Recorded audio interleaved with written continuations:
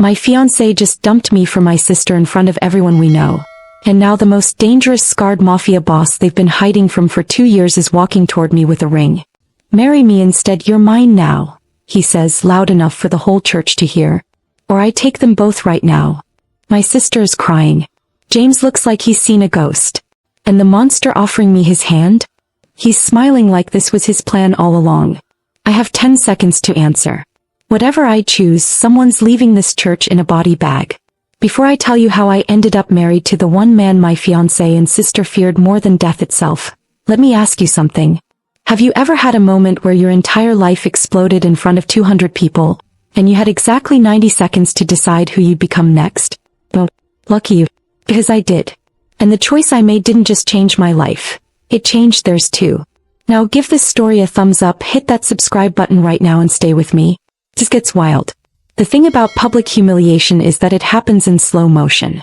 You'd think betrayal would hit like a bullet, fast, clean, over before you feel it. But no. Betrayal is a blade sliding between your ribs, millimeter by millimeter, while 200 people watch and do absolutely nothing to stop it. I know because I felt every second of mine. Alvera, James whispered, his hands going cold in mine at the altar. His eyes weren't on me. They were locked on someone in the third row. My sister Bridget. She stood up like she'd been waiting for her cue. Maybe she had been. Her hand, trembling, dramatic, practiced, pressed against her stomach. Against the curve that hadn't been there 2 months ago at my bridal shower. I'm pregnant, James. Her voice broke on his name. Tears, real or fake, I still don't know, streamed down her face. You promised you'd tell her before today. You promised we'd be together. The church went silent. That thick, suffocating silence that wraps around your throat and squeezes. I looked at James. My own James. The man I'd been with for 3 years. The man who proposed to me on a beach at sunset with a speech about forever. The man whose mother cried when we told her we were engaged because she was so happy her son had finally found the one. Tell me she's lying, I said. My voice didn't shake. That came later in private when I could afford it.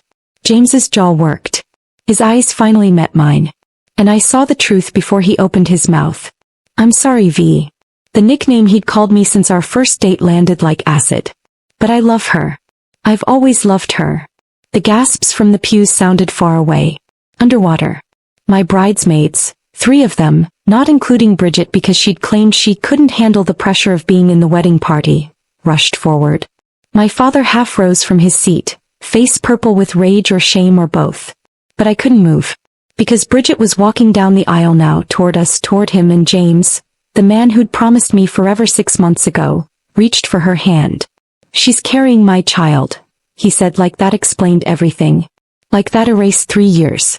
Like our relationship had been some placeholder until he could have what he really wanted. My sister. Bridget's fingers threaded through his, and she looked at me with something I'd seen 1,000 times before but never understood until that moment. Triumph.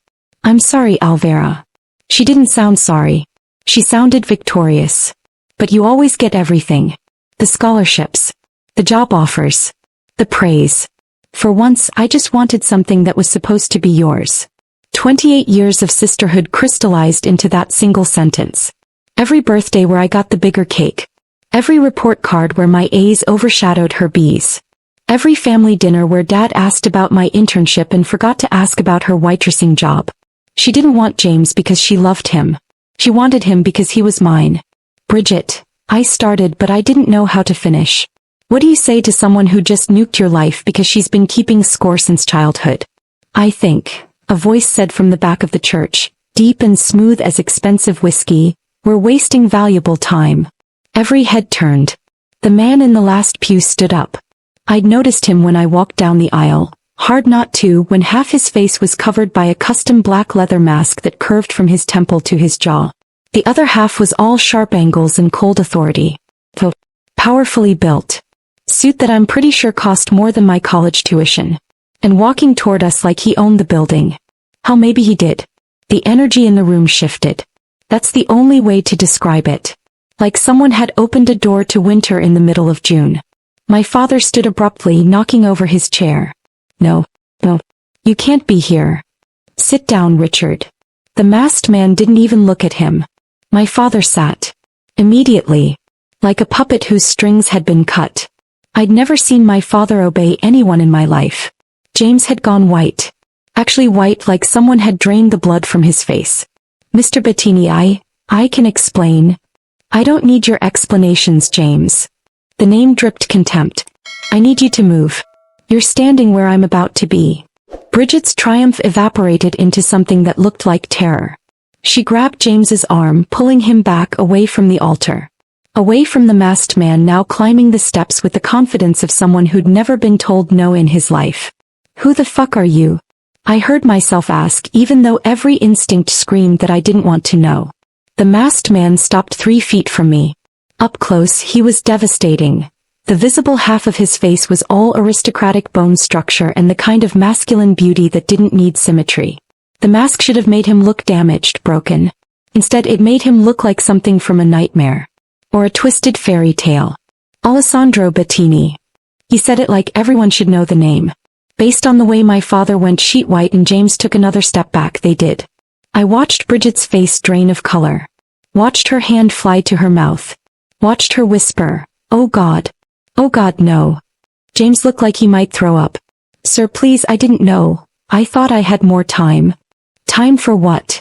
I snapped, looking between them. "What is going on? Who is he?" Nobody answered. They just stared at Alessandro Bettini like he was death incarnate. And he smiled. "The bride is still here," Alessandro continued, his gray eyes locked on me with an intensity that made my skin prickle. "The officiant is paid. The venue is booked. It seems a shame to waste all this effort." He adjusted his cufflinks with long, elegant fingers. I noticed scars on his knuckles, burn marks that spoke of violence or survival or both. "Marry me, Alvera Smith." Not a question. A statement. A command. "Right here. Right now, you're mine now." My brain flatlined. "You're insane," I heard myself say. One corner of his visible mouth curved up. Not quite a smile. Something darker. "Probably. Do you have a better option?" "She's not marrying you." James finally found his voice, though it shook. "Alvera, don't, he's dangerous, he's..." Alessandro turned his head slowly, like a predator noticing an insect. "Careful, James. You owe me $500,000. Don't make me add interest." The church gasped. "Including me." "You paid him." I looked at James, horror crawling up my spine. "I can explain." "No," Alessandro interrupted, bored. "You really can't." He turned back to me. "Your fiancé took my money to propose to you 3 years ago. He was supposed to break it off quietly before the wedding. Instead, he got greedy, thought he could have his cake and eat it too." His eyes flicked to Bridget. "Or in this case, eat your sister." Bridget made a small wounded sound. "Now he owes me money he doesn't have and a debt he can't pay." Alessandro's smile widened, showing teeth. "Which means James Powell belongs to me. And so does anyone foolish enough to be entangled with him." Bridget's knees actually buckled. James caught her, but they both looked like they were about to pass out. "As for your father," Alessandro continued conversationally, like we were discussing the weather, "Richard Smith has owed me considerably more than $500,000 for 8 years. I've been patient. But patience has limits." I looked at my father, who wouldn't meet my eyes. "What is he talking about?" My voice cracked. "The contract, Alvera." My father's voice was hollow. "The one I signed when you were 16. I thought I'd have time." "Time for what?" Alessandro answered for him. "Time to find you a husband before your 25th birthday. Which is in 4 months." He tilted his head, studying me like I was a puzzle. "Your father thought if you married someone else by then the contract would be void. He was counting on James. Unfortunately for everyone, James is an idiot. I should have said no. Should have run. Should have demanded explanations, background checks, references, something rational. But I was watching James and Bridget cling to each other like drowning people, faces pale with terror. Watching my father age 10 years in 10 seconds. Watching 200 guests sit frozen, afraid to even whisper. All of them afraid of him. All of them knowing something I didn't. "What happens if I say no?" I asked. Alessandro's visible eye gleamed. "Then I collect what I'm owed. From your father. From James. From anyone who's touched what belongs to me." "I don't belong to you. Don't you?" He extended his hand, scarred, strong, steady. Your father signed a contract 8 years ago. James took my money to court you. And I've been waiting, Piccola, for this exact moment. So yes, Alvera Smith. You've belonged to me since you were 16 years old. Today I'm just making it official. The truth hit me like cold water. They knew. James knew. Bridget knew. My father knew. The whole time they knew I was promised to this masked stranger and nobody told me. What do you say, Alvera? Alessandro's voice dropped lower, almost gentle. Almost. Want to make this interesting? Marry me and I forgive your father's debt. I let James and your sister live. I give you a choice instead of just taking what's mine. And if I refuse? His smile vanished. Then I stop being generous. James disappears. Your sister learns what happens to people who help my debtors avoid payment. And your father? He'll spend whatever time he has left watching his daughters pay for his mistakes. Bridget sobbed. Actually sobbed. Alvera, please. Shut up. I didn't look at her. My eyes stayed on the masked man who just walked into my wedding and revealed that my entire life had been a lie. If I say yes, what do you get out of this? Alessandro stepped closer. Close enough that I could smell his cologne. Something expensive, dark, dangerous. Isn't that obvious? Why me? Because 8 years ago you were worth saving. His scarred hand reached up and for one insane second I thought he was going to touch my face. But he stopped, fingers hovering near my cheek. Today you're worth claiming. I looked at James, who just humiliated me. At Bridget, whose jealousy had poisoned everything. At my father, who'd sold me to save himself. And at Alessandro Bettini, masked, mysterious, clearly dangerous, who was offering me the one thing they tried to take. Power. Not love. Not kindness. But the cold, brutal truth. In his world I would never be humiliated again. Because I'd belonged to the man everyone else feared. I took his hand. His fingers closed around mine, warm, strong, possessive, and something electric shot up my arm. Father Michaels, Alessandro said, not breaking eye contact with me, I believe you have a wedding to perform. The priest, hands shaking, opened his Bible. And I married a stranger while my ex-fiancé and sister watched, terrified and powerless, knowing that the man now sliding a ring onto my finger owned them both. That was 3 weeks ago. 3 weeks since I married a stranger. 3 weeks since I moved into a penthouse that has more security than the White House. 3 weeks since I learned that my father owed Alessandro Bettini $800,000. 3 weeks since I discovered the contract my father signed 8 years ago. If Alvera doesn't marry her chosen man by 25, she marries Alessandro Bettini. No negotiation. No escape. 3 weeks since I realized my entire relationship with James was a setup. 3 weeks since I watched my ex-fiancé and sister discover that their betrayal didn't set them free. It chained them to the man who now controls their fates. And 3 weeks since I started wondering what's really underneath Alessandro's mask, and why he looks at me like he's been waiting his whole life for me to figure it out. They say you can't fall in love with someone you don't know. They're wrong. You can't fall in love with someone whose face you've never seen. Right? I'm Alvera Smith. I was supposed to marry a cheating insurance agent on a Saturday in June. Instead, I married the scarred mafia boss who's been playing chess with my life since I was 16. The same man who now holds the leash on my ex-fiancé's life. The same man my sister begs me to ask for mercy. Mercy I'm not sure I want to give. The same man who owns my father's debt, my sister's fear, and James's pathetic future. And now I'm 3 weeks into a marriage I don't understand with a man I can't read in a world where the rules are written in blood. But here's the thing about survival. Sometimes the monster isn't the one wearing the mask. Sometimes it's the one who made you need the monster in the first place. And sometimes, just sometimes, the monster is the only one who ever gave you a choice. This is my story. The story of how I went from being the girl betrayed and left at the altar, to being the woman who married the devil himself. And how that devil owns every single person who ever hurt me. I woke up in a bed that wasn't mine, wearing a wedding dress that cost much more than I would ever know, in a luxury penthouse that belonged to a man I'd married 6 hours ago. The ceiling was 20 feet high. Floor-to-ceiling windows showed a city I recognized but felt alien in, Chicago at dawn, all glass and steel and cold beauty. The bed beneath me was massive. The sheets, Egyptian cotton that cost a fortune per thread than I made in a month at the nonprofit where I worked. Used to work. Past tense now. because I was pretty sure married to a mafia boss wasn't compatible with youth outreach coordinator. I sat up slowly, my head pounding. The last thing I remembered clearly was the reception. Alessandro had insisted we complete the entire wedding. Dinner, cake, first dance, all of it. He'd held me during that dance, one scarred hand at my waist, the other holding mine, moving with a grace that suggested expensive lessons or natural talent or both. "Smile, Piccola," he'd whispered against my ear.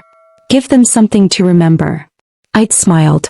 God help me, I'd smiled while James and Bridget sat at a back table looking like they were attending their own funeral. While my father drank himself sick. While 200 guests whispered and stared and pulled out their phones to capture the most insane wedding Chicago had seen in decades. And then, nothing. I must have passed out from shock or exhaustion or the single glass of champagne I'd drunk on an empty stomach. I looked down. Still wearing the dress. Still wearing his ring.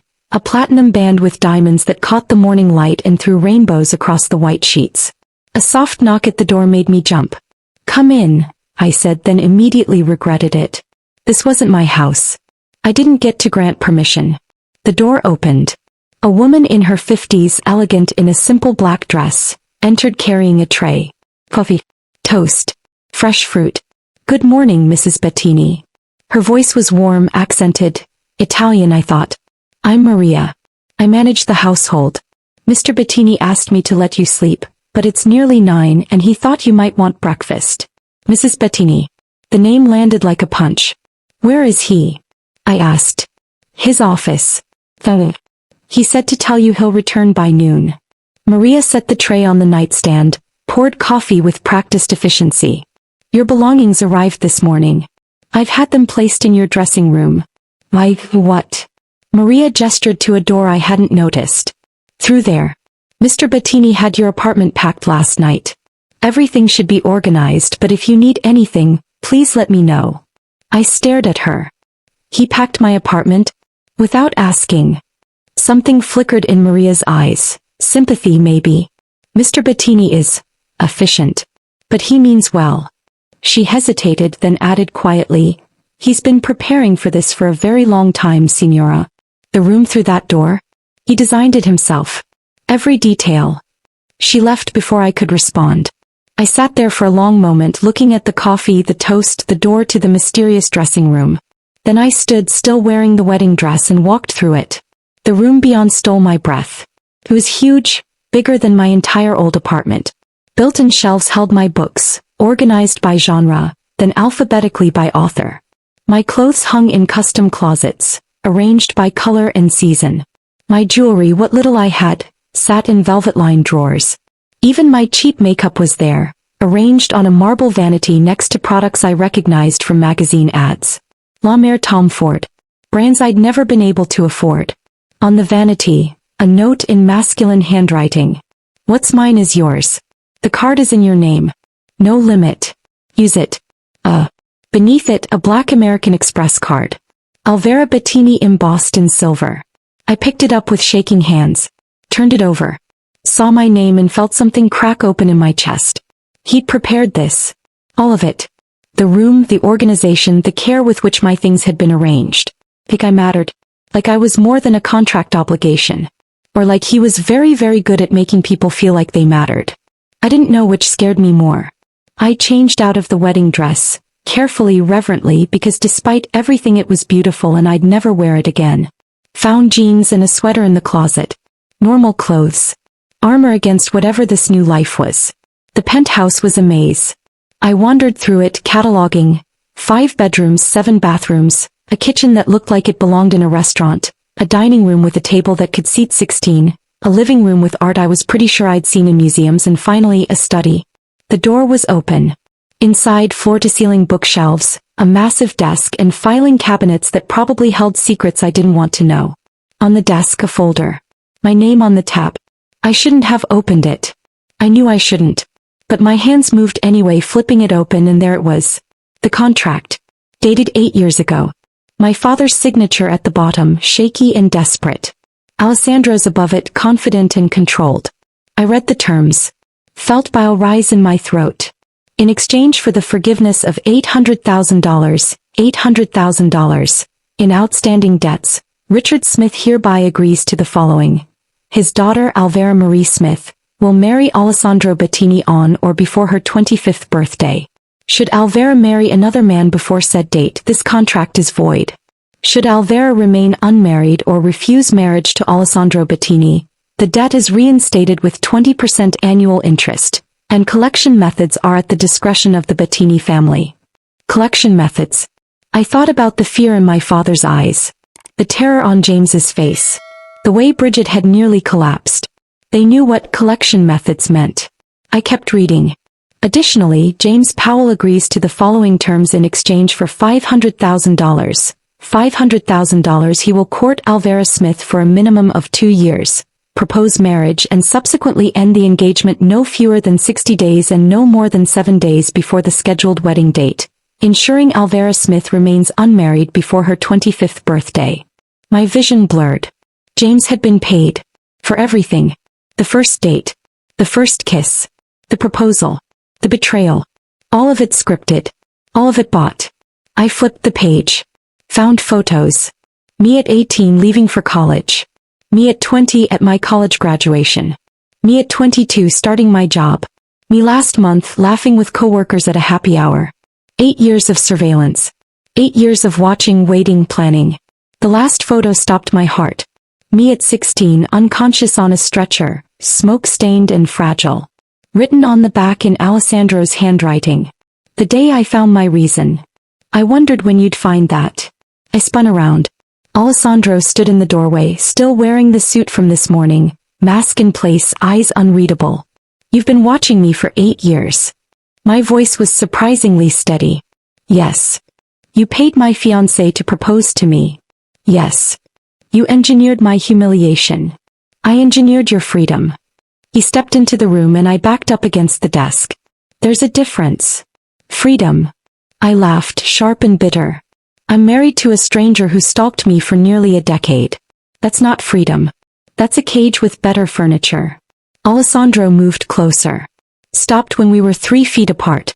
Close enough that I could see the gray of his eyes through the mask, the faint scars on his visible skin. You think James was freedom? His voice dropped, dangerous. You think spending your life with a man who sold you for $500,000 was a future worth having? You don't get to decide that. I already did. 8 years ago, when I pulled you out of a burning building and realized I'd never be able to let you go. The words hit like a physical blow. What? Alessandro reached past me, picked up the photo of 16-year-old me on the stretcher. December 15th. Lincoln High winter formal. Electrical fire. 7 kids trapped. I was there collecting protection money from the venue owner. I could have left. Should have left. His thumb traced over my unconscious face in the photo. But I heard screaming. And I couldn't. I remembered that night. The smoke. The heat. The panic when I couldn't break down the bathroom stall where Destiny was having a panic attack. Strong hands pulling me back, a deep voice saying, "I've got her, get out." Being pushed toward a window. Firefighters catching me. Looking back and seeing a man in flames. That was you. Barely a whisper. That was me. He set the photo down. I got 3rd-degree burns on my shoulder and back. Spent 2 months in recovery. And every single day I thought about the girl in the blue dress who was trying to save someone else instead of herself. So you, what? Decided to own me. I decided to make sure you survived long enough to become the woman you were meant to be. His hand lifted, hovering near my face but not touching. Your father came to me 2 months after the fire. He owed the Volkov Bratva $800,000. They were going to take you, Alvera. So you. And your father couldn't stop them. I slid down my spine. What? So I made him an offer. I pay his debt. I protect you. And when you turn 25 you marry me. He thought he was buying time. I knew I was buying you. The room tilted. I grabbed the desk for support. You're lying. I'm many things, Piccola. But I don't lie to you. Not about this. Alessandro's voice gentled just slightly. I've had men watching you for 8 years. Not to control you. Keep you safe. Every job you applied for, every apartment you rented, every date you went on, I made sure no one touched you. No one hurt you. No one took what was mine. I'm not a thing you can own. No. You're the woman I've been waiting 8 years to claim. He finally touched me, fingertips against my jaw, tilting my face up. And now that I have you, I'm never letting go. I should have pulled away. Should have slapped him. Should have run. Instead, I asked the question burning in my throat. What happens to James and Bridget? Alessandro's smile was cold. That depends on you. On me. They're yours to punish or forgive. I own their debts, which means I own them. But you're my wife. If you want them to suffer, they suffer. If you want mercy. He shrugged. Then I'll consider it. Power. He was giving me power over the two people who'd destroyed me. It should have felt good. Instead, it felt like a test. I need to think, I said. Alessandro stepped back, giving me space. You have until I return at noon. Then we discuss the rules of this marriage. Rules. You're Bettini now, Piccola. That comes with expectations. And protections. Both of which we need to clarify. He walked to the door, paused. Oh, and Alvera? What? Don't try to leave. The building has security. They have orders to keep you safe. Which means keeping you here. He left. I stood in his study, surrounded by 8 years of surveillance, holding a contract that sold me like property, and realized the terrifying truth. I wasn't sure if I wanted to escape, or if I wanted to know what happened when the mask came off. Alessandro returned at exactly noon. I'd spent the morning pacing the penthouse like a caged animal, Maria hovering nervously, offering food I couldn't eat and tea I didn't want. I'd tried the elevator, locked without a key card. The stairs, security guard on the landing who'd smiled politely and said, Mrs. Bettini, Mr. Bettini asked that you remain in the penthouse for your safety. Prison with a better view. When the private elevator doors opened and Alessandro stepped out, I was ready for a fight. He wasn't alone. 3 men followed him, all wearing suits that screamed money and danger, all watching me with varying degrees of curiosity and caution. Alvera. Alessandro's voice was smooth, controlled. He'd removed his jacket, rolled his sleeves to his elbows. The scars on his forearms were more visible now, burn marks that twisted up toward his elbows. Come. There are people you need to meet. I don't need to meet anyone. I need answers. You'll get both. He gestured to the living room. Please. The please sounded like a courtesy, not a request. I followed. The 3 men arranged themselves around the space with military precision. One by the window, one near the door, one beside Alessandro. All watching. All assessing. This is Marco. Alessandro indicated the man beside him. Late 30s, dark hair, scar through his eyebrow. My segundo. My second in command. If something happens to me, you answer to him. Marco inclined his head. Mrs. Bettini. This is Enzo. A younger man by the window, maybe 30, with glasses and the kind of face that probably got underestimated constantly. He runs our tech and intelligence operations. If you need information, he finds it. Enzo smiled, warm and genuine. It's an honor, Signora. And Luca. The man by the door was a wall of muscle. 6'5" at least, built like he could break someone in half and had multiple times. Head of security. Your personal protection detail. Luca's expression didn't change. Ma'am. My protection from what? I looked at Alessandro. You said I was safe. You are. As long as Luca is with you. Alessandro sat, gestured for me to do the same. I remained standing. The Volkov Bratva knows about our marriage by now. They're not happy. The Russians, I said slowly, remembering his words from earlier. The ones my father owed money to. Yes. I paid your father's debt 8 years ago, which meant they lost their American money laundering operation. They've been waiting for an opportunity to strike back. Alessandro's visible eye gleamed behind the mask. You're that opportunity. I crawled up my spine. They'd come after me? They'd take you, sell you, and send me pieces until I agreed to their terms. His voice was utterly calm, like he was discussing the weather. Which is why Luca goes everywhere you go. No exceptions. I don't want a babysitter. Then you want to be trafficked? Alessandro tilted his head. Because those are your options, Piccola. Luca, or a very short, very unpleasant life in a shipping container headed to Eastern Europe. The bluntness stole my breath. Marco cleared his throat. Boss, maybe. No. Alessandro's gaze never left mine. She needs to understand the world she's in now. Sugarcoating it gets her killed. He leaned forward, elbows on his knees. You're not in Kansas anymore, Alvera. You're married to a man who controls half of Chicago's underground economy. That makes you valuable. That makes you a target. That makes you mine to protect. Stop saying I'm yours. Why? It's true. He stood cross to me in 3 strides. I backed up until I hit the wall. He braced one hand beside my head, the other at my waist, caging me in. You wear my ring. You live in my house. You carry my name. Every criminal organization in this city knows you belong to Alessandro Bettini. The only person who seems confused about this is you. His body was so close I could feel the heat of him. Smell his cologne. Cedar and something darker, more dangerous. See the way his chest rose and fell, controlled but not unaffected. I didn't choose this, I whispered. You chose me over James yesterday. You chose power over humiliation. You chose survival. His thumb traced my hip bone through my sweater, a touch so light it shouldn't have made me shiver. But it did. Now choose to live through it or choose to fight me every step and make us both miserable. But choose, Alvera. Because I'm done waiting. You've been waiting 8 years. What's a few more days? His laugh was dark, rough. You think I have patience left? I've watched you date other men. Watched James touch you. Watched you smile at people who didn't deserve it. I've been patient for 8 years and it nearly killed me. His forehead dropped to mine, mask cool against my skin. So no. No more waiting. No more distance. You're my wife. Start acting like it. Or what? Or I'll make you. The promise in his voice sent heat spiraling through me. And we'll both enjoy it far more than you want to admit. Mr. Bettini. Enzo's voice cut through the tension. We have the situation in Greektown. The meet is in an hour. Alessandro pulled back slowly like it cost him. Fine. He looked at Marco.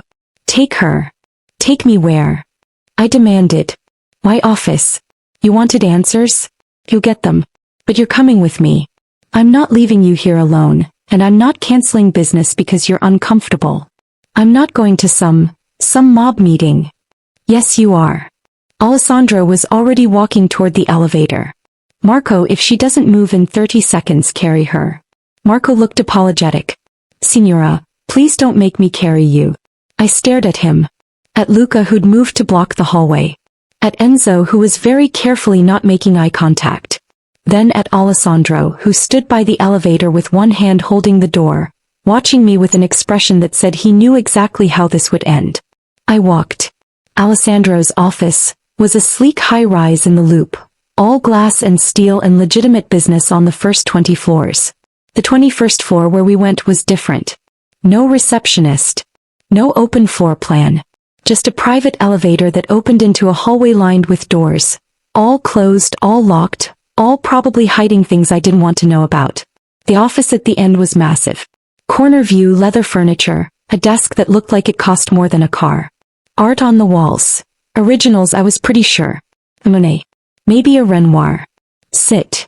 Alessandro pointed to a chair across from his desk. I sat. Luca took position by the door. Marco and Enzo disappeared into an adjacent room. Alessandro removed his suit jacket, hung it carefully. Poured 2 glasses of whiskey from a crystal decanter. Slid one across the desk to me. Drink. You'll need it. I didn't touch it. What's in Greektown? A problem I need to solve. He settled into his chair, took a sip of whiskey. The Volkovs are making moves. Small ones. Testing boundaries. Seeing how I'll react now that I have a wife. And how will you react?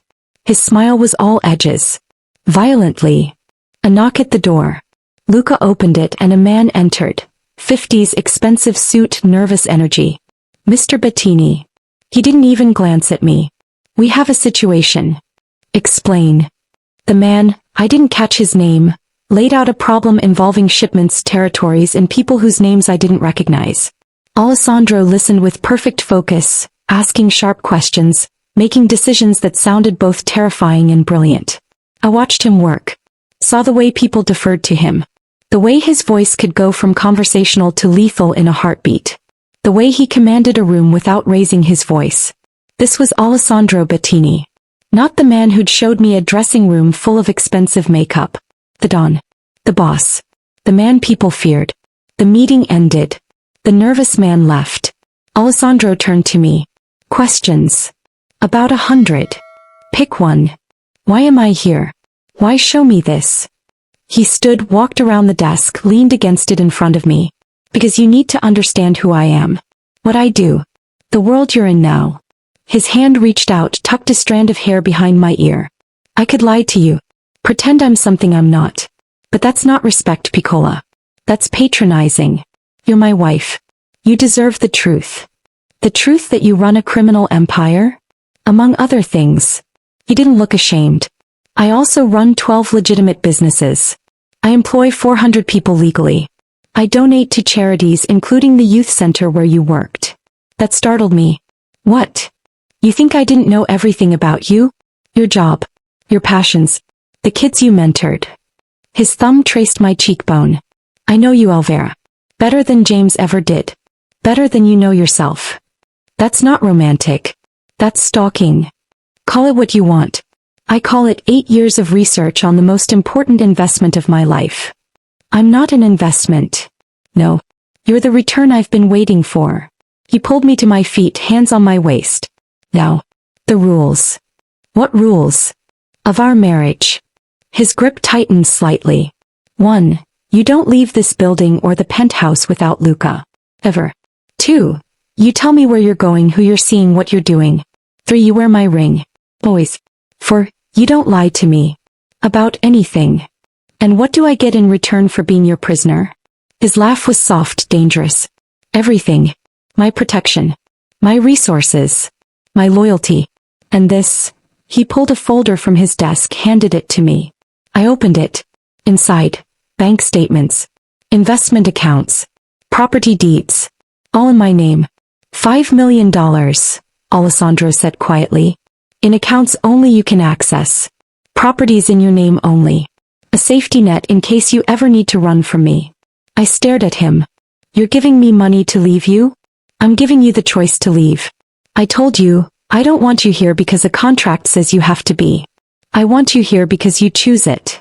His hands cupped my face, mask cool against one side, skin warm against the other. So choose, Alvera. Stay and be my wife in truth. Or take the money and run. But choose now, because my patience is gone and my need for you is about to override every civilized instinct I have left. His body was against mine, hard and warm and terrifyingly solid. I could feel his heartbeat, fast, controlled but not calm. Could see the way his visible eye had darkened, the way his breathing had changed. Want. Raw, undeniable want. And God help me, I felt it too. If I stay, I whispered, what happens to James and Bridget? What do you want to happen to them? I don't know. Then we'll decide together. His thumb traced my bottom lip. That's what partners do, Piccola. They decide together. We're not partners. We're... What? Strangers. I know your favorite book. Your coffee order. The way you hum when you're nervous. The fact that you cry at animal shelter commercials and pretend you don't. He leaned in, mouth near my ear. I know you, Alvera Smith. And I'm going to spend the rest of our lives proving it. The elevator dinged. Marco's voice. Boss, we need to move. The Greek town meet. Alessandro pulled back, eyes still locked on mine. Coming. Then to me, stay here. Luca will keep you safe. I'll be back in 2 hours. What if I don't want to stay? Then Luca carries you to the car and you come with me. Your choice. He left. I stood there, folder of money in my hands, Luca silent by the door, and realized the terrifying truth. I didn't want to run. I wanted to know what happened when Alessandro came back. When the mask came off. When he stopped being civilized. I lasted 40 minutes alone in Alessandro's office before curiosity overwhelmed common sense. Luca stood by the door like a statue, and when I wandered to the bookshelves lining the walls, he didn't stop me. I ran my fingers along leather spines. First editions of Dante, Machiavelli, Sun Tzu. A man who studied power in all its forms. The adjacent room door was cracked open. Through it I heard voices. Marco and Enzo discussing something in rapid Italian. I caught fragments. Volkov, shipment, Friday. I shouldn't have moved closer. Shouldn't have pushed the door open wider. But I did. The room beyond was all screens and technology. Computers running code I didn't understand, surveillance feeds showing locations across the city, and a massive digital map with red dots clustered in certain neighborhoods. Enzo looked up from his laptop. Mrs. Bettini. Not surprised. Like he'd been expecting me. Can I help you? What is all this? Our eyes and ears. He gestured to the screens. We monitor our territories, track shipments, watch for threats. The boss is particular about information. Likes to see everything coming before it arrives. I moved closer to the map. What are the red dots? Volkov operations. Nightclubs, warehouses, shipping routes. Enzo's fingers flew across the keyboard and the map zoomed in. They've been expanding into our territory. Small moves. A club here, a distribution point there. Testing boundaries. And Alessandro's going to stop them. The boss doesn't stop things, Signora. He eliminates them. Marco's voice came from behind me. The meet in Greek town? It's not a negotiation. It's a message. I turned. Marco leaned against the doorframe, expression unreadable. What kind of message? The kind that ends with people understanding that touching what belongs to Alessandro Bettini has consequences. I'm not a thing that belongs to him. Marco's smile was slight, knowing. Tell him that. See how it goes. He straightened, moved into the room. But between you and me, Signora, the boss has never claimed anything before. Not property, not territory, not people.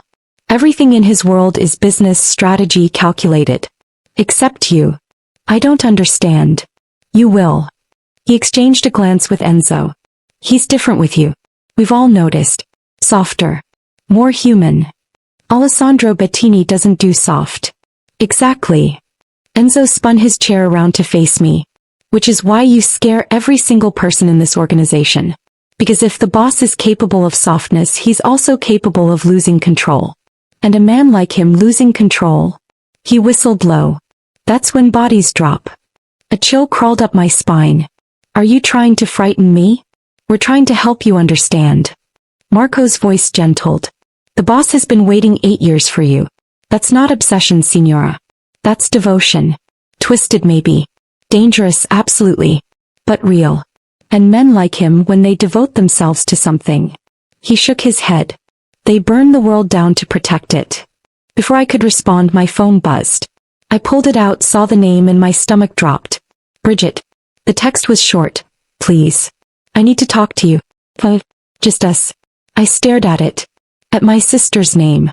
At the plea that came 3 weeks too late. Everything okay? Enzo asked. My sister wants to meet. Marco's expression hardened. No. Excuse me. The boss was clear. You don't go anywhere without approval and protection. Your sister is a complication we don't need. She's my sister. She's the woman who helped humiliate you in front of 200 people. Marco's voice was flat. And she's connected to James Powell, who owes the boss $500,000. That makes her a liability. I'm not asking for permission. Then you're getting carried back to the penthouse and the boss will deal with this when he returns. Marco moved toward me. Signora, please don't make this difficult. Luca appeared in the doorway, massive and immovable. Problem. I looked between them. These men who answered to Alessandro, who saw me as something to protect or control, who thought they could dictate my choices. Rage, bright and clarifying, burned through my confusion. Call him, I said. Call Alessandro and tell him I want to meet my sister. Let him tell me no to my face. Marco hesitated, then pulled out his phone. Dialed. Boss, we have a situation. I couldn't hear Alessandro's response, but I watched Marco's expression tighten. Sir. Understood. He hung up, looked at me. The boss is on his way back. You wait here. How long? 20 minutes. I texted Bridget back. 1 hour. Tell me where. Alessandro arrived in 15 minutes, which meant he'd broken every traffic law in Chicago. The elevator doors opened and he stepped out, tie loosened, mask still in place, eyes locked on me with an intensity that made my breath catch. Office. Now. He didn't wait to see if I followed. I did. Marco and Enzo melted away. Luca closed the door behind us, staying outside. Alessandro moved to the bar, poured whiskey with controlled precision. Drank it in one swallow. Poured another. You want to see your sister? Not a question. Yes. Why? Because she texted me. Because she's family. Because I have questions only she can answer. He turned, leaned against the bar. What questions? Why she did it? The pregnancy is real. What James promised her. I crossed my arms. Things I deserve to know. You deserve better than answers from a woman who betrayed you. Maybe. But I still want them. Alessandro studied me, silent, calculating. Then, fine. But Luca goes with you. You sit where he can see you. You wear this. He pulled something from his pocket. A thin bracelet, platinum with what looked like a small charm. I took it. The charm was heavy, warm. What is this? GPS tracker. Panic button. If you press it twice, every man I have in the city will converge on your location in under 5 minutes. He moved closer, took the bracelet from my hand, fastened it around my wrist. His fingers lingered on my pulse point. Your sister helped a man humiliate you. I don't trust her motives. And I sure as hell don't trust James not to use her to get to you. James is terrified of you. As he should be. Alessandro's thumb traced circles on my inner wrist. He owes me $500,000 he doesn't have. His options are limited to working it off over the next decade or dying. Right now he's choosing work. But desperate men do stupid things. What kind of work? His smile was cold. The kind that pays poorly and reminds him every single day that he sold you for money and lost anyway. You're making him suffer. I'm making him pay his debt. There's a difference. Alessandro pulled me closer, his other hand settling on my hip. But if you want me to increase his suffering, say the word. I'll make sure every day of his pathetic life is agony. I should have been horrified. Should have protested. Should have demanded mercy. Instead, I felt a dark satisfaction curl in my chest. And Bridget. Your sister's debt is different. She didn't take my money. She just took my property. His hand tightened on my hip. She tried to take you from me before I'd even claimed you. That's a sin I'm still deciding how to punish. She's my sister, Alessandro. She stopped being your sister when she kissed your fiancé and planned your humiliation. He leaned in, forehead against mine. But you have a soft heart, Piccola. You want to give her a chance. So I'll give you 1 hour with her. Supervised. Monitored. And the second I think she's a threat, it ends. That's not trust. No. It's protection. Trust is earned. Right now, your sister has earned nothing but my contempt. I pulled back enough to meet his eyes. What did you do in Greektown? His smile widened. I sent a message. What kind of message? The kind written in blood and fire. He released me, moved to his desk, pulled up something on his computer. Turned the screen so I could see. A news headline. Explosion in Greektown restaurant. No casualties. Authorities investigating. You blew up a restaurant? I blew up a Volkov money laundering front. After making sure everyone inside had left. I'm not a monster, Alvera. I don't kill innocent people. He closed the laptop. But I do make sure my enemies understand that touching what's mine has consequences. I'm not. Wine. Yes, you've said. And I've told you the truth doesn't change because you don't like it. He pulled off his tie, tossed it on the desk. Now go meet your sister. Ask your questions. Get your answers. And then come home so I can show you exactly how much you belong to me. The promise in his voice sent heat pooling low in my stomach. I haven't agreed to that. You will. He moved close again, backed me against the desk. Because every time I touch you, your breath catches. Every time I get close, your pupils dilate. Every time I speak, you lean in like you can't help it. His hand slid up my side, thumb brushing the underside of my breast. You want me, Piccola. You just don't want to admit it yet. You're arrogant. I'm observant. His mouth hovered near mine, mask cool against my cheek. And I've been watching you for 8 years. I know when you're lying. And you're lying now. I should have pushed him away. Should have denied it. Should have run. Instead I whispered, what if I'm not ready? Then I wait. But not patiently. And not without making you feel every second of what you're denying us. He kissed me then, or would have if the mask wasn't in the way. Instead his mouth found my throat, my jaw, the sensitive spot below my ear. Heat and want and frustrated desire poured off him in waves. I gasped, hands fisting in his shirt, and felt him smile against my skin. 1 hour with your sister, he murmured. Then you're mine for the rest of the night. He pulled away, leaving me dizzy and aching and furious at how easily he could undo me. Luca.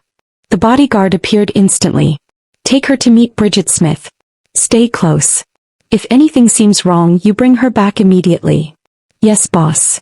Alessandro looked at me one last time. Be smart, Alvera. Your sister burned you once. Don't let her do it again. The coffee shop Bridget chose was public, bright, safe. I spotted her in a corner booth, looking nothing like the triumphant woman from my wedding. Her hair was unwashed, her eyes red-rimmed, her hands shaking around a mug of tea. When she saw me, she stood.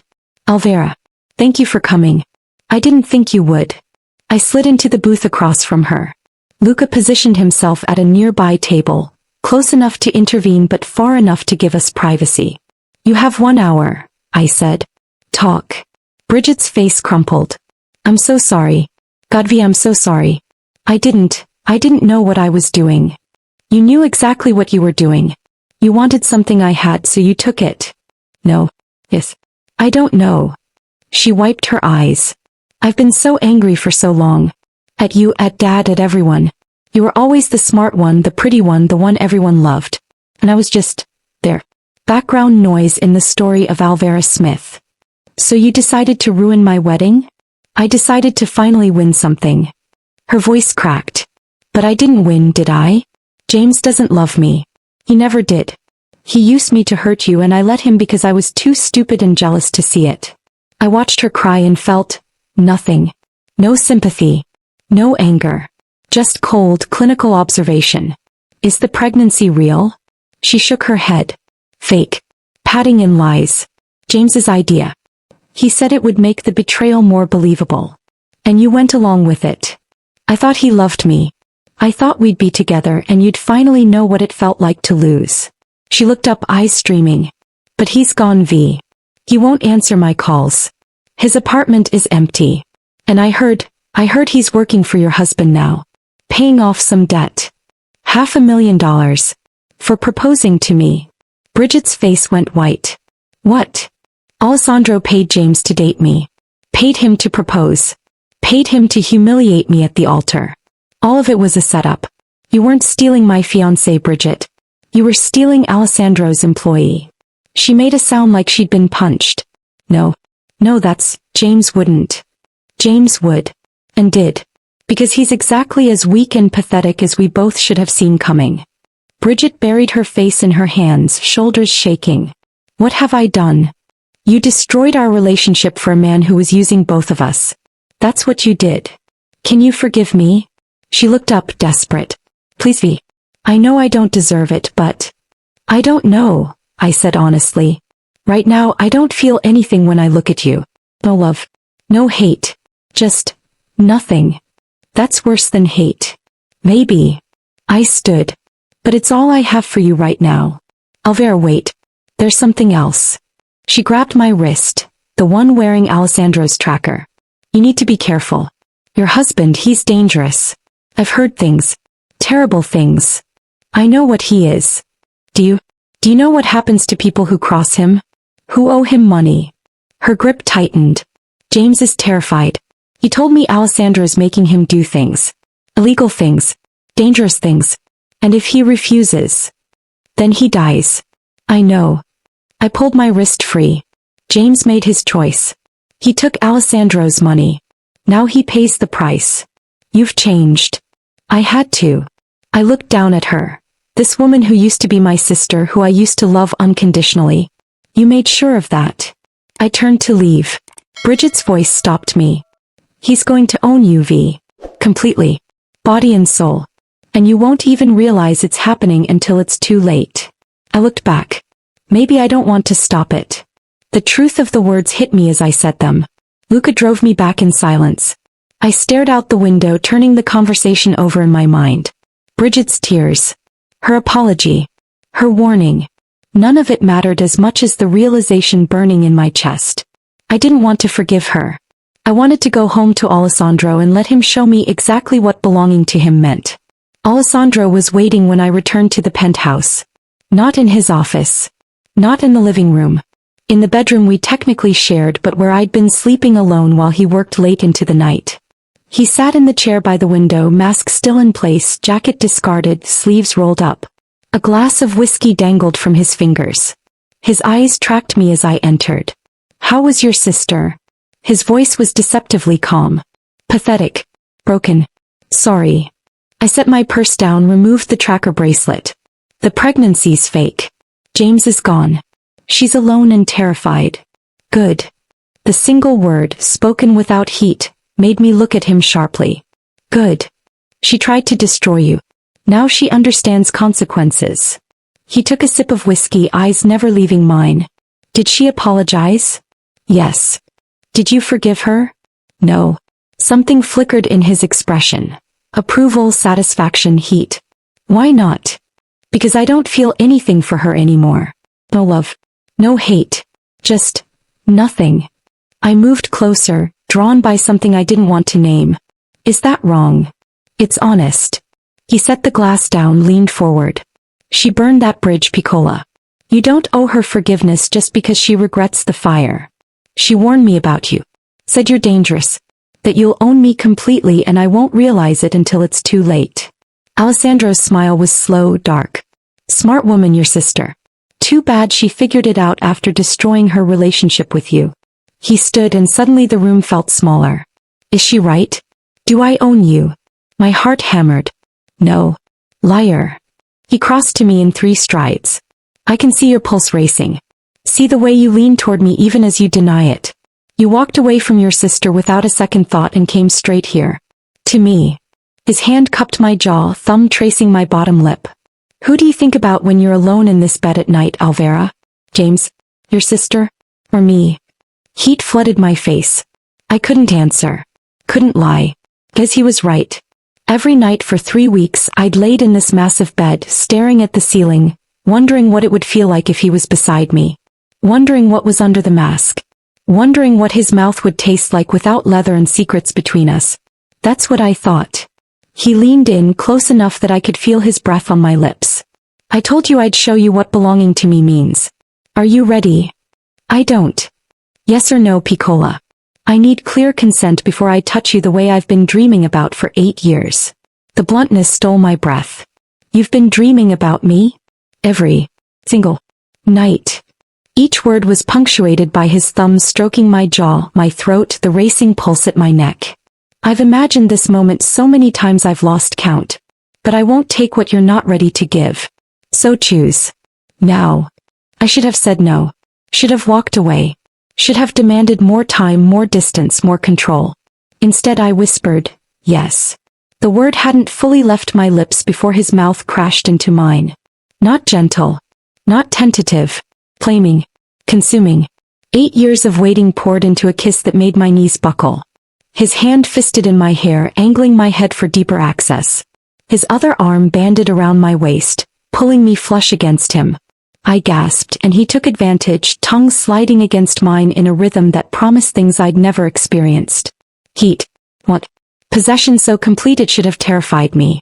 Instead I grabbed his shirt, pulled him closer, kissed him back with equal desperation. He groaned against my mouth, the sound vibrating through both of us. Alvera. Mio Dio Alvera. His hands were everywhere. My waist, my hips, sliding up my ribcage to cup my breast through my sweater. I arched into his touch, shameless, needy, and felt him smile against my lips. So responsive, he murmured. So perfect. I knew you would be. He walked me backward until my legs hit the bed. Followed me down, covering my body with his, letting me feel every hard inch of him. The weight. The heat. The barely leashed control in every muscle. I'm going to make you forget every man who came before me, he said against my throat. Going to make you forget your own name. Going to ruin you for anyone else. His mouth moved lower, teeth scraping my collarbone, tongue soothing the sting. My hands found his hair, his shoulders, desperate for something to anchor me. Alessandro. Say it again. He bit down gently on the curve of my neck. Say my name like that. Like you need me. Alessandro. This time it came out as a plea. He pulled back slightly, eyes molten behind the mask. I need to see you. All of you. But first. His hand moved to the mask. You need to see me. My breath caught. What? You asked what's under the mask. I'm going to show you. His fingers trembled slightly, the first sign of nerves I'd seen from him. But once you see Piccola, there's no going back. You'll know all my secrets. And I'll know you've chosen me anyway. Alessandro, you don't have to. Yes, I do. He sat up, pulled me with him. Because I'm about to claim every inch of you, and I won't do it hiding behind leather and lies. He reached for the mask. My phone rang. We both froze. The moment shattered like glass. Ignore it, Alessandro growled. But I'd already seen the caller ID. My father. It's my dad. I don't care. Alessandro. Fine. He released me, stood, adjusted himself with barely concealed frustration. Answer it. But make it quick. I grabbed the phone with shaking hands. Dad. Alvera. His voice was wrong. Tight. Terrified. I need you to listen carefully. Don't react. Don't say anything that will alert him. I slid down my spine. What's wrong? The Volkovs. They just left my house. They know about the fire. They know Alessandro saved you. And they're planning something. Pause. They mentioned Bridget. My stomach dropped. What about Bridget? They're going to take her. Use her to force Alessandro's hand. Make him choose between his territory and his wife's family. My father's voice cracked. Alvera, they're coming for her tonight. You need to warn Bettini. You need to. The line went dead.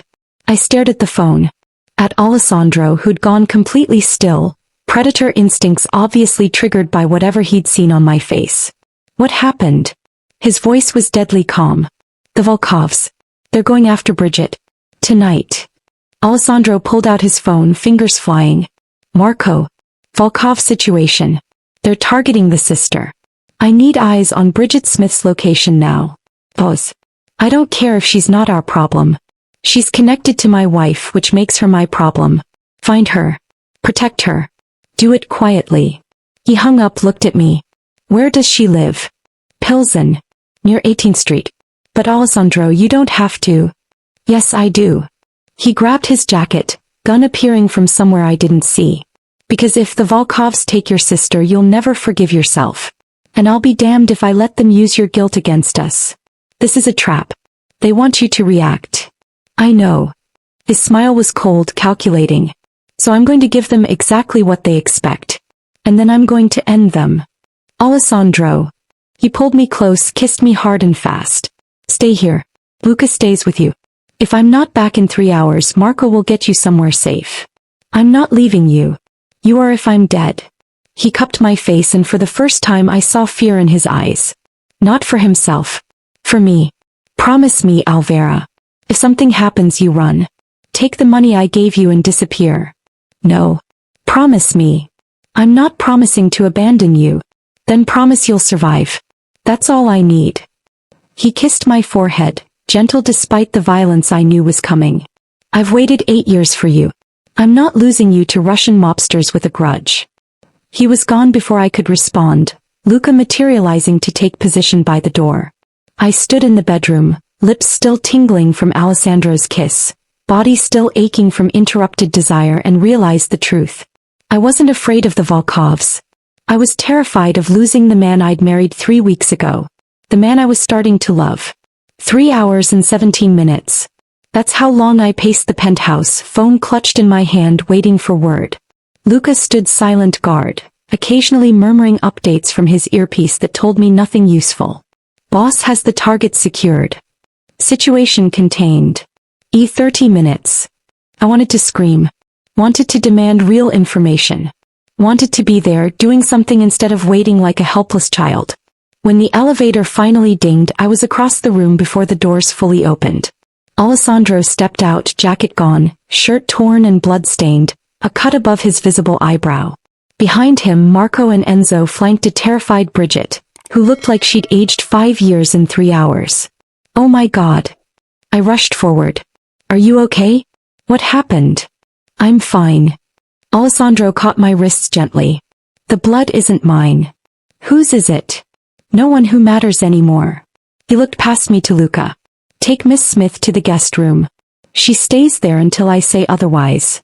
Bridget grabbed my arm as Luca moved toward her. Be please. I'm sorry. I'm so sorry. I didn't know. They came to my apartment. Guest room, Alessandro repeated, voice hard. Now. Luca guided her away. Bridget went, crying, apologizing, falling apart.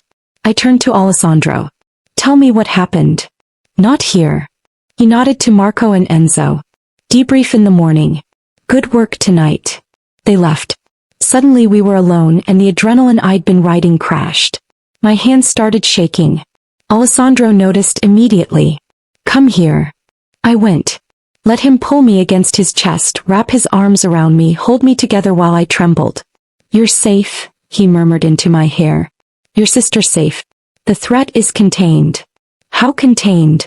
The Volkovs who came for her won't be reporting back. And I sent a message to their leadership that should make them reconsider their strategy. His hand stroked my back, soothing. They wanted to use your sister to get to you. To get to me. It didn't work. Because you saved her. Because I protect what's mine. And like it or not, your sister is connected to you. Which makes her mine to protect. He pulled back, studied my face. You're pale. When did you last eat? I don't remember. He cursed softly in Italian. Kitchen. Now. Alessandro, I'm not hungry, I know. You're going to eat anyway. He guided me to the kitchen, sat me at the island, started pulling things from the refrigerator. Bread. Cheese. Prosciutto. Within minutes, he'd assembled a sandwich that looked better than anything I could have made. I stared at him. You cook. I do a lot of things that would surprise you. He slid the plate across to me. Eat. I took a bite. Another. Realized I was starving. Alessandro watched me with an intensity that should have been uncomfortable but felt like being seen. Your sister told me something interesting, he said after I'd eaten half the sandwich. She said James contacted her 2 days ago. Wanted to meet. I stopped chewing. What? Apparently he has a plan. A way to clear his debt and get back what he lost. Alessandro's expression darkened. Which is impossible since what he lost was you and you're never going back to him. He's delusional. He's desperate. Different flavor of dangerous.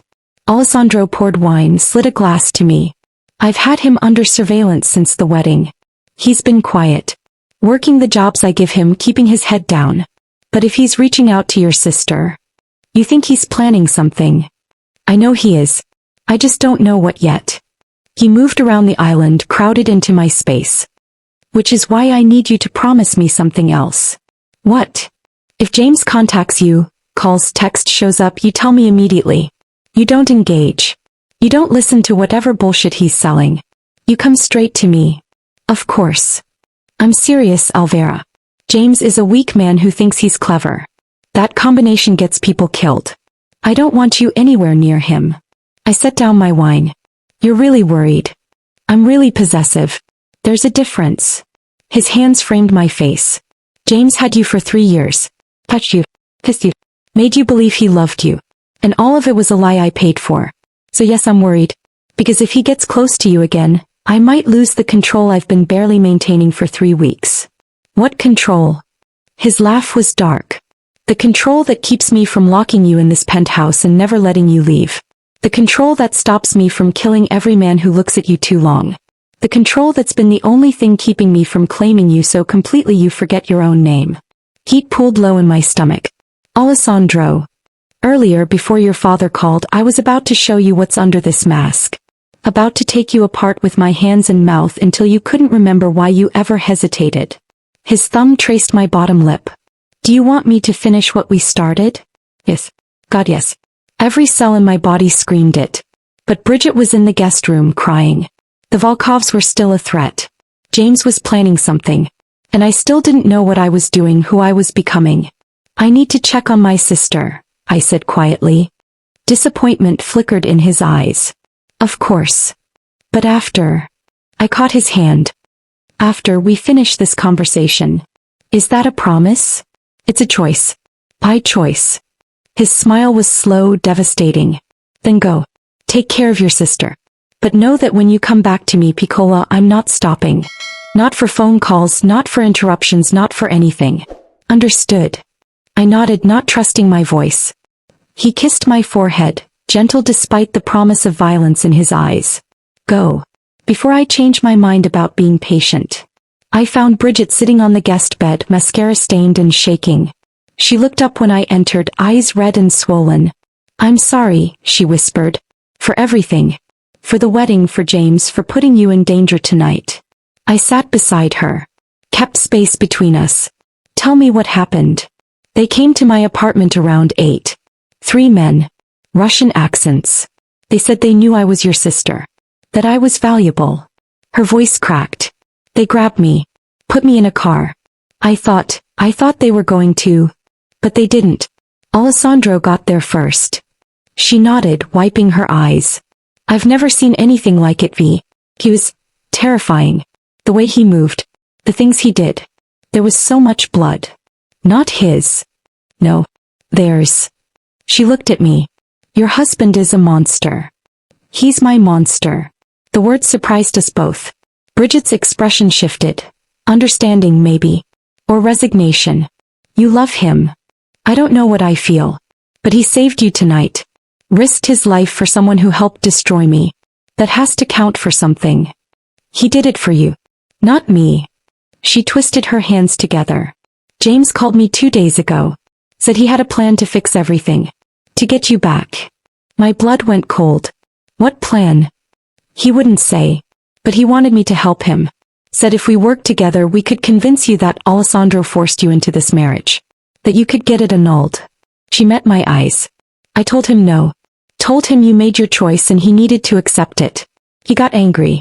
Said I'd regret not helping him. Did you tell Alessandro this? Yes. Tonight after he saved me. He needs to know James is planning something. I stood. Stay here. Lock the door. Don't leave this room until morning. V. I mean it, Bridget. This penthouse is the safest place in Chicago right now. But only if you follow the rules. I left her there, mind racing. Found Alessandro in his study on the phone speaking rapid Italian. He saw me, held up one finger. Wait. I waited. Watched him work, direct, command with the ease of someone born to power. When he finally hung up, his eyes found mine immediately. She told you about James. Yes. What are you going to do? What I should have done 3 weeks ago. His expression was cold, final. I'm going to end him. Alessandro. No. He stood, moved to me. James has crossed every line. He took my money, failed his contract, and now he's planning to take you from me. That's 3 strikes, Piccola. In my world, 3 strikes means death. You can't just kill him. Yes, I can. And I will. Unless you give me a reason not to. The challenge hung between us. I could save James with a word. Could beg for mercy, appeal to Alessandro's feelings for me, use the power I'd been too afraid to claim. But did I want to? James had lied. Betrayed me. Taken money to destroy my life. And now he wanted to do it again. How long before you make your move? I asked. Alessandro's eyes gleamed. 72 hours. He's meeting someone tomorrow night. One of my people is tracking him. When I know his full plan, I'll decide how he dies. And if I asked you not to kill him? I'd consider it. Briefly. Then do it anyway because I don't negotiate when it comes to your safety. He pulled me close. But I'd make sure you never found out. Keep that blood off your hands. That's the best I can offer. I should have been horrified. Should have run. Should have chosen differently. Instead I said, 72 hours. If he's really planning to hurt me, then I won't stop you. Alessandro's smile was proud, possessive, dark. There's my queen. Finally learning to rule. He kissed me then, deep and claiming, tasting of violence and wine and promises I was starting to believe. When he pulled back, his eyes were molten. Your sister is safe. James is handled. The Volkovs are retreating. Which means we have no more interruptions. His hand slid into my hair, gripping just hard enough to make me gasp. And I'm done waiting. Alessandro walked me backward to the bedroom, hands possessive on my hips, mouth doing devastating things to my throat. Every few steps he'd stop, press me against a wall, kiss me until I couldn't breathe. 8 years, he murmured against my skin. I've wanted this for 8 years. We made it to the bedroom. He kicked the door shut, locked it. The click of the lock sounded final. Irrevocable. Last chance to say no, he said, voice rough. Once I start, I'm not stopping. Not until you're completely mine. I'm already yours. The truth of it didn't scare me anymore. Show me. His control snapped. He had me against the wall in seconds, hands everywhere, mouth claiming mine with 8 years of frustrated desire. I gasped into the kiss, clutched at his shoulders and felt him smile against my lips. So eager, he whispered. So perfect. His hands found the hem of my sweater, pulled it up and off. I stood in my bra and jeans, breathing hard, watching him look at me like I was art. Bellissima, he breathed. So much more than I imagined. Your turn. My hands went to his shirt, fumbling with buttons. He helped me, shrugging out of it, and I saw his chest for the first time. Scars. Burns running up his left side, across his shoulder, twisting around his ribs. The marks from the fire that saved my life. I traced them with trembling fingers. Alessandro. I know. They're beautiful. I looked up at him. You got these saving me. Saving 7 kids. They're proof you're not the monster people think you are. His expression cracked open. Vulnerable. Raw. Alvera. I kissed him. Poured everything I couldn't say into it. Gratitude, desire, the beginning of something that felt terrifyingly like love. He groaned, lifted me. My legs wrapped around his waist automatically. He carried me to the bed, followed me down, settled between my thighs like he belonged there. I need to see you, he said against my throat. All of you. He made quick work of my jeans, sliding them down my legs with reverent hands. My bra followed. Then my underwear. Until I was completely bare beneath him, exposed and vulnerable and terrified and wanting. Alessandro sat back, just looked. His visible eye had gone almost black with desire. His hands traced my ribs, my waist, my hips with a gentleness that contradicted everything I knew about him. Perfect, he whispered. You're perfect. The mask. My hands reached for it. I want to see you too. He caught my wrists gently. Not yet. Why? Because once you see what's underneath, you'll realize I'm not who you think I am. And I need you to want me like this first. Scarred. Mess. Damaged. I need to know you want this version of me. Understanding hit me. He thought the mask made him undesirable. Thought the scars, the ones he didn't actually have, made him less. Alessandro. I pulled one hand free, touched the visible side of his face. I want you. Mask, scars, secrets, all of it. But I also want to know who you really are. You will. I promise. But not tonight. Tonight, just let me worship you the way I've dreamed about. He moved down my body before I could argue. Kissed my collarbone, my breasts, my stomach. His hands stroked my thighs, spreading them wider and... Oh God. I arched off the bed as his mouth found me, tongue doing things that short-circuited my brain. He worked me with single-minded focus, learning what made me gasp, what made me writhe, what made me grab his hair and beg. And when I shattered, crying his name, he didn't stop. Just built me up again, higher, harder, until I came apart a second time. Alessandro, please. Please what, Piccola? He kissed his way back up my body. Please stop. Please more. Tell me what you need. I need you. He shed his remaining clothes quickly. And when I saw him, all of him, my breath caught. Still want me? There was real vulnerability in the question. Yes. God, yes.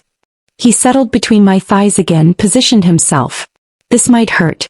It's been a while for you, hasn't it? Since James. 3 months before the wedding. Something dark flashed in his eyes. Then I'll make you forget he ever touched you. He pushed in slowly, carefully, watching my face for any sign of discomfort. The stretch burned, but in a way that made me crave more. Okay, he asked through gritted teeth. Yes. Don't stop.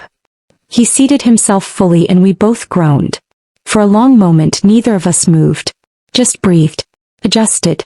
Then Alessandro started to move and rational thought disappeared. He was everywhere. Inside me, around me, consuming me with a thoroughness that felt like being claimed at a cellular level. His hands gripped my hips, angling me for deeper penetration. His mouth found my throat, teeth scraping possessively. Mine, he growled against my skin. Say it. Yours. The word came out broken, desperate. Again. Yours, Alessandro. Yours. He made a sound between a groan and a growl, hips snapping harder. I met him thrust for thrust, nails raking down his back, lost in sensation. When I came the third time, it was with his name on my lips and his teeth in my shoulder. He followed seconds later, my name a prayer and a curse, spilling inside me with a groan that sounded like 8 years of longing finally released. We collapsed together, breathing hard, tangled and sweaty and thoroughly undone. Alessandro rolled us so I was draped across his chest, his arms banded around me possessively. You okay? His voice was rough, sated. More than okay. I traced the scars on his chest. That was the first of many times I planned to make you fall apart tonight. I laughed, exhausted and exhilarated. I need at least 5 minutes to recover. You have 3. He kissed the top of my head. Then I'm starting again. We lay in comfortable silence, hearts slowing to normal rhythms. His hand stroked my back in lazy patterns. Alessandro, I said softly. Thank you. For saving Bridget. For keeping me safe. For being patient even when I didn't deserve it. His arms tightened. You deserved everything, Piccola. Including better than what I can offer. But I'm too selfish to let you go. I don't want you to let me go. He went very still. What? I pushed up to look at him, this man I'd married 3 weeks ago who'd orchestrated my life for 8 years, who terrified me and fascinated me and made me feel safer than I'd ever felt. I don't want you to let me go, I repeated. I choose this. I choose you. No contract. No obligation. Just choice. His visible eye gleamed with something that looked like tears. You mean that? Yes. Even knowing what I am? What I do? Especially knowing. I kissed him softly. You're a criminal and a manipulator and probably a monster by most definitions. But you're my monster. And I'm starting to think I might love you for it. Starting to. His hand cupped my face. I've been in love with you since you were 16 and tried to save a girl you barely knew from a burning building. I've loved you through 8 years of watching and waiting and wanting. And I'll love you until my last breath, Alvera Bettini. That's a promise. I kissed him again. Deeper. Hungrier. Felt him harden against my hip and smiled. 3 minutes up? I asked innocently. His answering grin was wicked. 3 minutes up. He rolled me beneath him and we started all over again. Outside the bedroom the Volkovs were plotting. James was scheming. Bridget was broken. But in that moment in Alessandro's arms, none of it mattered. Because I'd finally found where I belonged. In the darkness. With the monster. Home. I woke to an empty bed and the smell of coffee. Sunlight streamed through the floor-to-ceiling windows, painting the room in gold. I stretched, feeling deliciously sore in places I'd forgotten could feel this way. The sheets beside me were cold. Alessandro had been gone for a while. The bathroom door opened. He emerged in dress pants and nothing else, hair damp from the shower, droplet of water sliding down his scarred chest. The mask was already in place. You're awake. He moved to the bed, sat on the edge, handed me a cup of coffee prepared exactly how I liked it. How do you feel? Like I got hit by a very satisfying truck. I took the coffee gratefully. What time is it? 9. I let you sleep. His hand traced my bare shoulder down my arm. We have a problem. The warmth from last night evaporated. What kind of problem? James. Enzo tracked him last night.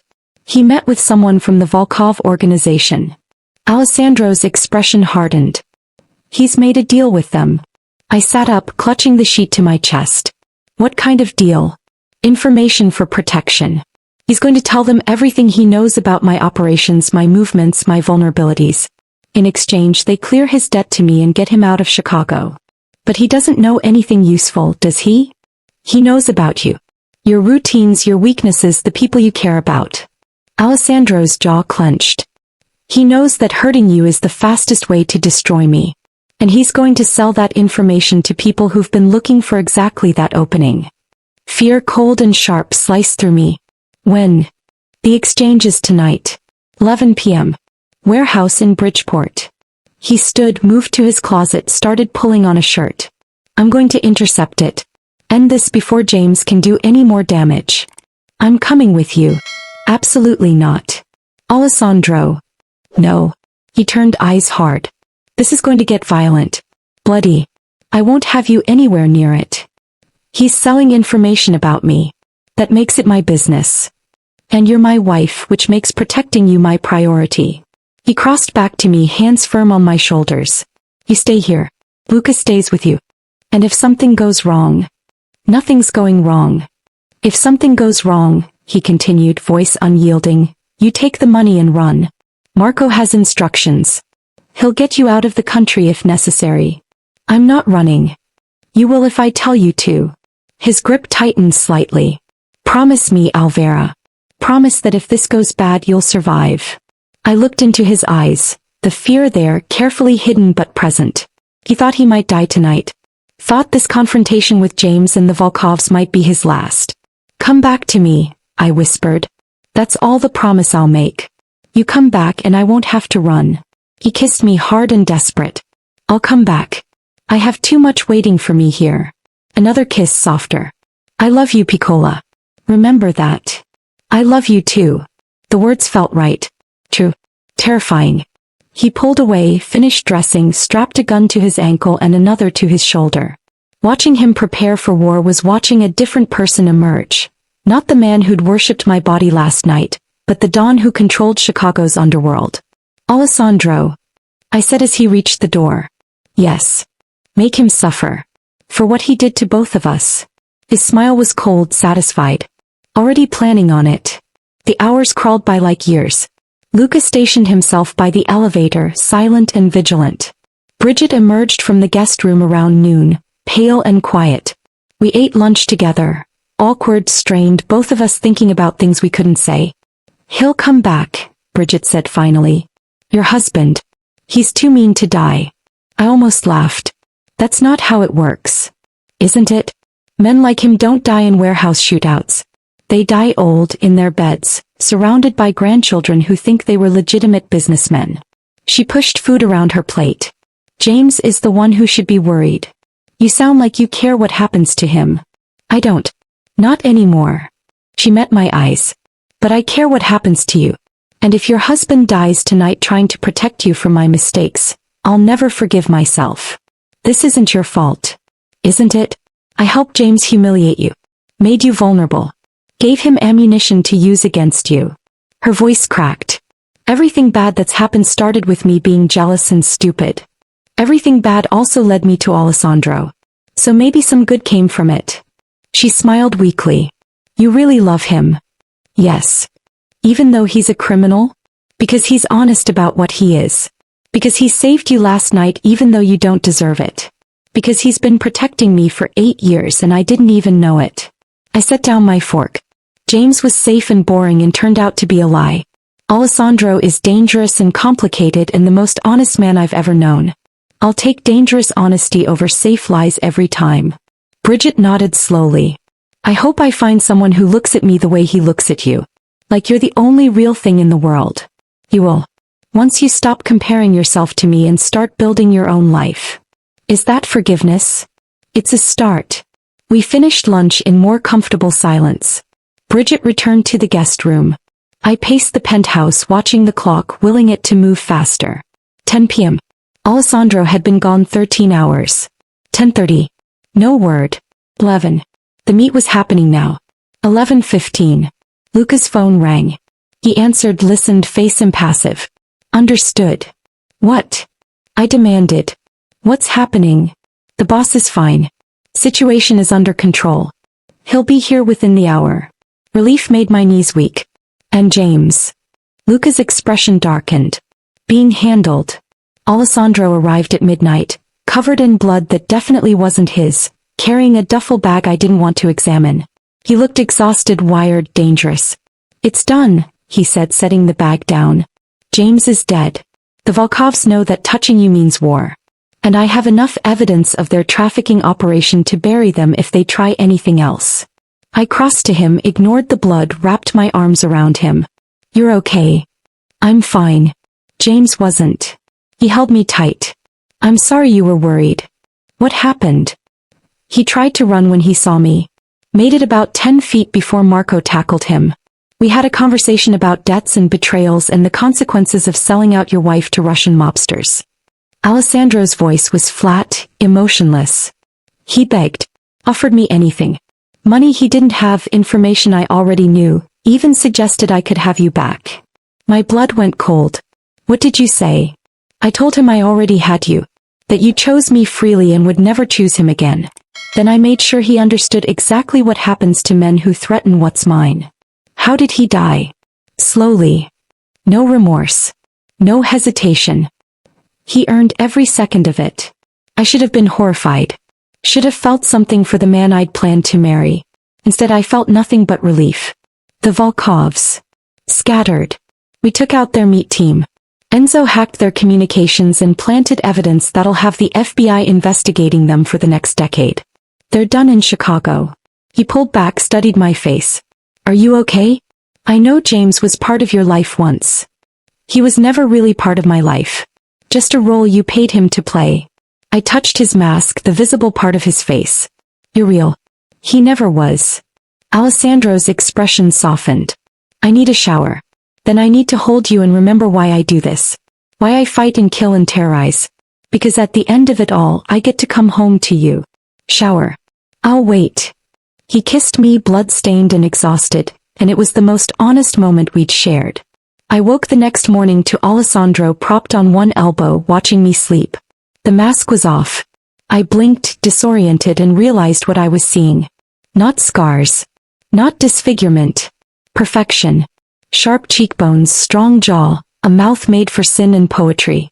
The only mark was a thin scar at his hairline, barely visible, a whisper of the fire that had brought us together. You're awake, he said softly. I reached up, touched his face with trembling fingers. Traced the features I'd imagined for weeks. You're not scarred. No. The mask was hiding this. I couldn't stop touching him, mapping this new reality. Why? Because Alessandro Bettini with this face ended up in magazines, at galas, photographed constantly. I was too recognizable. Too memorable. After the fire, I realized I could use people's assumptions. Let them think I was disfigured where the mask become forgettable. His hand covered mine on his cheek. The mask made me invisible. And in my world, invisible means powerful. But you're showing me. Because you deserve the truth. All of it. He turned his face, kissed my palm. I'm showing you who I really am. What I really look like. The man behind the monster. I stared at him. This impossibly beautiful man who'd convinced the world he was scarred, who'd built an empire on perception and fear, who'd orchestrated my entire life for 8 years. You're incredible, I whispered. His smile was devastating. I'm yours. I pulled him down for a kiss, finally feeling his mouth on mine without leather between us. He tasted like coffee and secrets and promises I was learning to trust. The world can't see this, I said against his lips. This face. It has to stay hidden. The world doesn't matter. Only you. He rolled us so I was on top, straddling him. You get the real me. Everyone else gets the monster. I like having secrets with you. Good. Because I have more to show you. He sat up, keeping me in his lap. Enzo found something while investigating the Volkovs. Your father's original debt. It wasn't just gambling. My stomach dropped. What do you mean? He was laundering money for them. Actively participating in their trafficking operation through his dealership. He used the business to move stolen cars, smuggled goods, even people. Alessandro's expression was grim. The $800,000 he owed? That was his cut from deals he skimmed from. He stole from the Volkovs' Piccola. That's why they wanted you. Not just as payment but as punishment. The room tilted. My father trafficked people? For 5 years before he came to me. He stopped when I paid his debt and made it clear that anyone touching you would die. But yes, your father is not the man you think he is. Rage, hot and purifying, burned through shock. Where is he? Alvera. Where is he? Alessandro studied me for a long moment. Then, at his house. Under surveillance. I've been monitoring him since the wedding. Take me to him. Are you sure? I need to hear him admit it. Need to know the truth from his own mouth. I climbed off Alessandro's lap, started dressing. Then I need to decide what to do about it. Alessandro watched me, pride and concern warring in his expression. Whatever you decide, I support you. He's your father. Your choice. He stopped being my father the moment he sold me to save himself. I pulled on jeans, a sweater. Now he's just a man who needs to answer for his sins. My father's house looked smaller than I remembered. Sadder. The yard needed mowing, the paint was peeling, and the whole place had an air of defeat. Alessandro's men had been watching from a black SUV down the street. Marco opened the door as we approached, nodded respectfully. He's inside. Alone. Hasn't left in 3 days. I didn't knock. Just walked in like I owned the place. My father sat in his recliner, beer in hand, staring at the TV. He looked up when I entered and guilt flashed across his face. Alvera. He stood swaying slightly. Drunk. I didn't expect. You trafficked people. I didn't let him finish. For 5 years, you used your business to move stolen goods and human beings. Then you stole from the Volkovs and offered me as payment when they came to collect. His face went white. Who told you that? Does it matter? Is it true? Silence. Long damning silence. Answer me. I shouted. I didn't have a choice, he said finally. They threatened to kill me. To kill you and Bridget. I did what I had to do to survive. You could have gone to the police. Could have run. Could have done literally anything except traffic human beings and sell your daughter. My hands shook with rage. How many people, Dad? How many lives did you destroy to save your own? I don't know. I didn't ask questions. Of course you didn't. Because that would have required a conscience. I stepped closer and he actually backed up. Alessandro saved me from you. From the consequences of your choices. He's the monster, but you're the real villain in this story. Alvera, please. No. I cut him off. I'm done. Done pretending you were a good father who made one mistake. Done making excuses for you. Done. What are you going to do? I looked at Alessandro, who stood silent by the door, letting me handle this my way. What was I going to do? Forgive him? Impossible. Turn him in? He was still my father. Nothing? Let him rot in this house, drowning in guilt and beer? I'm going to give you the same choice you gave me, I said finally. You can disappear. Tonight. Take what you can carry and leave Chicago. Never contact me or Bridget again. Alessandro will make sure the Volkovs don't find you. You get to live, but you lose your daughters. Alvera. Or, I continued, voice hard, you can stay. And I'll make sure every law enforcement agency in the state knows exactly what you did. You'll spend the rest of your life in prison. Your choice. My father stared at me like I was a stranger. Maybe I was. Maybe the daughter he knew died in a church 3 weeks ago, and this new person, harder, colder, married to a monster, was all that remained. How long do I have? He asked quietly. 24 hours. Then Alessandro's men come to either help you leave or arrest you. Decide wisely. I turned and walked out. Didn't look back. Didn't cry. Alessandro followed silently. Opened the car door for me. Slid in beside me. You okay? He asked as Marco drove us away. No. But I will be. I leaned into him and he wrapped an arm around me. Thank you for letting me handle that. He was your demon to face. I just made sure you had the power to do it. He kissed the top of my head. I'm proud of you, Piccola. That took courage. I learned from the best. I'm not courageous. I'm ruthless. Same thing in your world. He laughed softly. Perhaps. We drove in comfortable silence. I watched the city pass by, my city now in a different way. Not as Alvera Smith, nonprofit coordinator who tried to save the world one kid at a time. As Alvera Bettini, wife of the most dangerous man in Chicago, learning to navigate darkness with grace. What happens to Bridget? I asked. That's your call. She can stay at the penthouse as long as she needs. Or I can set her up somewhere safe, give her money to start over. Whatever you want. I think she needs to start over. Away from me, away from this life. Somewhere she can figure out who she is without comparing herself to me. I'll arrange it. He pulled me closer. You're building your own empire, Piccola. Deciding fates, making choices, ruling beside me. How does it feel? Terrifying. Powerful. Right. I looked up at him. Is this who I am now? The mafia wife who banishes her father and sends her sister away. You're the woman who protects herself and the people she loves. Who doesn't let guilt or obligation chain her to toxic people. Who chooses her own path. He cupped my face. That's not a monster, Alvera.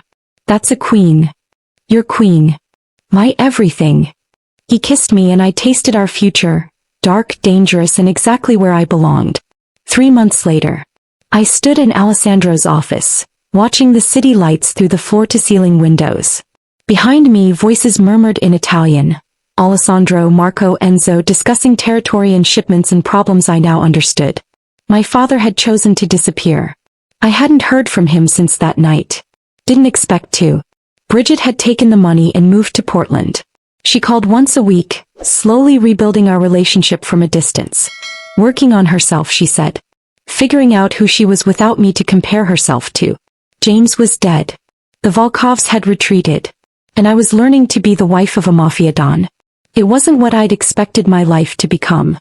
But it was mine, chosen freely, and I was learning to love it. Piccola. Alessandro's voice pulled me from my thoughts. We're done. Everyone out. Marco and Enzo left with respectful nods. The door closed. Suddenly we were alone. Alessandro moved behind me, arms wrapping around my waist, chin on my shoulder. What are you thinking about? How different my life is now. How 3 months ago I was getting ready to marry James. How I thought I knew what I wanted. Regrets. Not a single one. I turned in his arms. He didn't wear the mask at home anymore, not with me. I got to see his real face, touch it, kiss it. My private treasure. I was thinking about that night. The wedding. When your groom chose your sister? When you chose me. I smiled. Best thing that ever happened to me. Even though I'm a criminal who orchestrated your life for 8 years? Especially because of that. Because you saw me when I was 16 and decided I was worth waiting for. Worth protecting. Worth everything. I cupped his face. I love you, Alessandro Bettini. Monster, Don, mastermind, and mine. Yours, he agreed. Always yours. He kissed me deep and thorough, tasting of possession and promise. When he pulled back, his eyes gleamed with something dangerous and delicious. I have news, he said.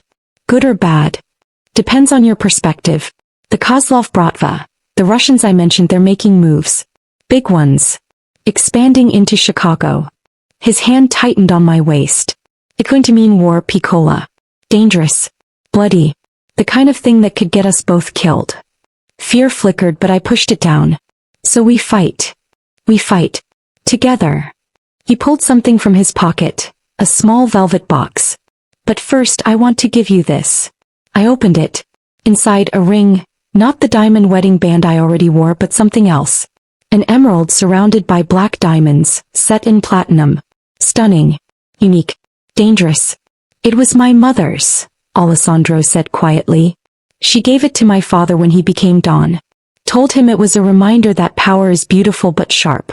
That it can cut you if you're not careful. He took the ring, slid it onto my right hand. You're not just my wife anymore, Alvera. You're my partner. My equal. My queen. This ring means you stand beside me, not behind me. That you rule with me. Tears burned my eyes. Alessandro. Say yes. Say you'll be my partner in all things. Business, war, life. Say you'll help me build an empire and burn down anyone who threatens it. I looked at the ring. At this man who'd waited 8 years, who'd saved me from fire and worse, who'd given me power and choice and love I never knew existed. Yes, I whispered. To all of it. Yes. He kissed me hard, lifted me, carried me to the desk. Then let's start now. I have plans that require your particular brand of ruthlessness. What kind of plans? His smile was wicked, dark, beautiful. The kind where we remind Chicago exactly who runs this city. Where we show the Kozlovs that touching us means death. Where we prove that the scarred mafia boss and his queen are not to be crossed. I like the sound of that. I thought you might. He set me on the desk, stepped between my thighs. But first I'm going to make love to my wife on this desk and remind her exactly why she chose the monster. I always choose the monster, I said, pulling him close. Every time. In every life. Good. His mouth found mine. Because this monster is never letting you go. Outside the windows, Chicago glittered. Beautiful, dangerous hours. The Kozlovs were coming. War was inevitable. Blood would be spilled. But I wasn't afraid. Because I was Alvera Bettini, wife of the most dangerous man in Chicago, queen of an empire built on secrets and scars. And I was exactly where I belonged. In the darkness. With the monster. Ruling our kingdom together.